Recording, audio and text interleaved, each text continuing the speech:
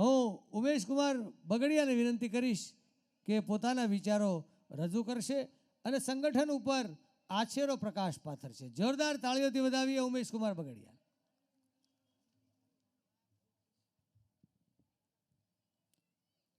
નમસ્કાર. PP Savani trust સંચાલિત સેવા સંગઠન આયોજિત વિશિષ્ટ પ્રતિભા સન્માન સમારોહ અને રંગરસિયા ગરબા મહોત્સવના કાર્યક્રમ પર મંચ પર બિરાજમાન પૂજ્ય બાપુજી, આદરણીય મહેશભાઈ, રમેશભાઈ, રાજુભાઈ અને સમગ્ર સવાણી પરિવાર, અહીં ઉપસ્થિત સર્વ મહેમાનો, સેવા સંગઠનના સર્વ હોદ્દેદારો અને અહીં ઉપસ્થિત આપ સૌને મારા વંદન. આજે મારે અહીંયા ઉપસ્થિત સૌને સેવા સંગઠન વિશે બે શબ્દો કહેવા છે. પણ એ પહેલાં એક ગુજરાતી સાહિત્યના એક મોટા ગઝલકાર મરીજ, એમની એક ગઝલની એક પંક્તિ એવી છે કે બસ એટલી સમજ મને પરવરદિગાર દે, સુખ જ્યારે જ્યાં મળે ત્યાં બધાના વિચાર દે. આવી જ કોઈ ભાવના આ પીપી સવાણી પરિવારને ભગવાને આપી છે.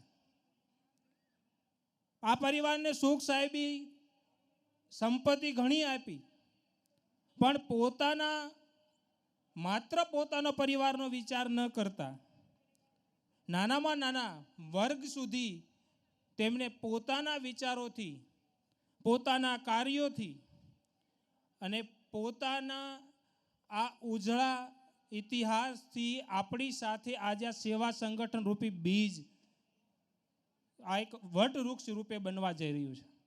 આજથી 8 વર્ષ પહેલાં મહેશભાઈને એક વિચાર આવ્યો કે અમારી દીકરીઓની જે મમ્મીઓ છે એમને જે એમના પતિના અવસાન પછી જે કંઈ દુઃખ ભોગવવું પડ્યું છે, કોઈની હાથે હાથ લંબાવવો પડ્યો છે, એ મારી દીકરીઓને ન ભોગવવું પડે, એ દુઃખ મારી દીકરીઓ ન પડે. આ એક વિચારથી આ સેવા સંગઠનનું બીજ રોપાણું અને આજ 8 વર્ષે 5200થી વધારે સભ્યો સાથેનું એક વટવૃક્ષ બનવા જઈ રહ્યું છે, જેનો આનંદ છે. સેવા સંગઠન આવા જ એક વિચારનું અમૃત ફળ છે.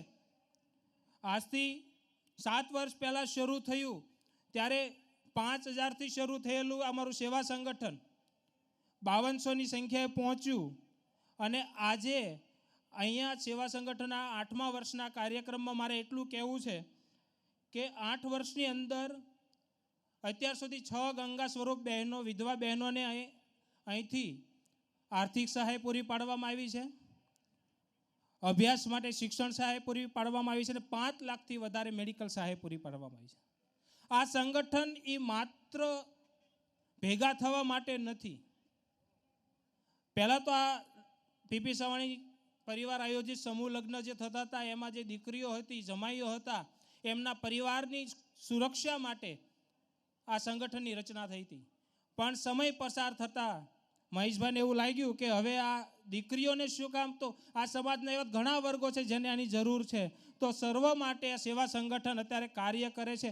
તો અહીં સૌ ઉપસ્થિત છે એમને એક વિનંતી છે કે પોતાના પરિવારની સુરક્ષા માટે, પોતાના બાળકોના ભવિષ્યની ચિંતા કરવા માટે, અને જો તમારે તમારા બાળકોના ભવિષ્યમાં ક્યારેય દુઃખ ન ભોગવવું પડે તો એકવાર સેવા સંગઠનનું કાર્ય શું છે, સેવા સંગઠન શું છે એની એક માહિતી તમારે જો મેળવી હોય તો પાછળ એક સ્ટોલ રાખ્યો છે, તો ત્યાંથી તમને તમામ માહિતી મળશે.